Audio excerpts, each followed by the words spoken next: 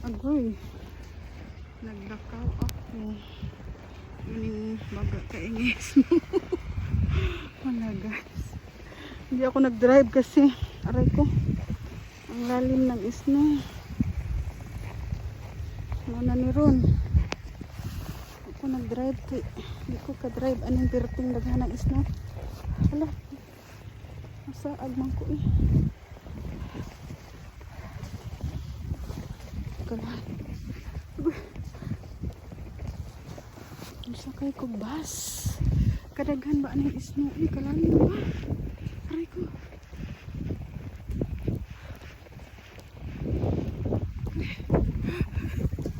Oh my goodness.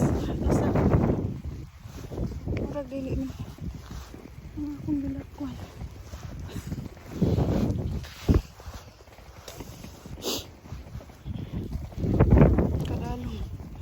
Kalalom sa snow.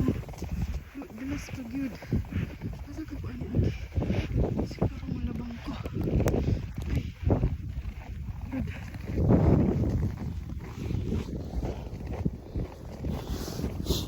Ano meron? Tingnan mo. Hindi ko kakita sa dog walk ko eh. Nagtago ako diri sa ano under the tree. I'm hiding under the tree.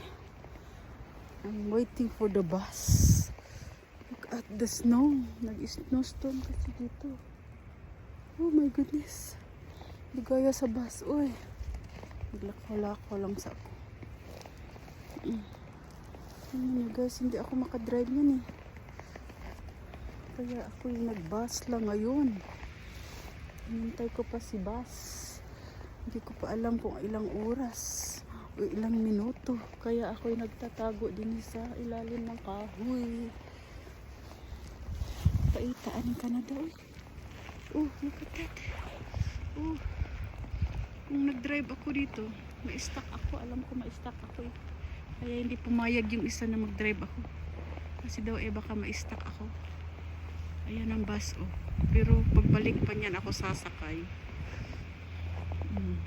Diba? Oh Lord Jesus. Ayan ang bus oh. Pagbalik pa niyan.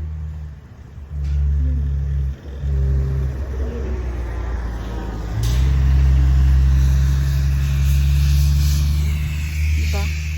Hintayin ko pa pagbalik.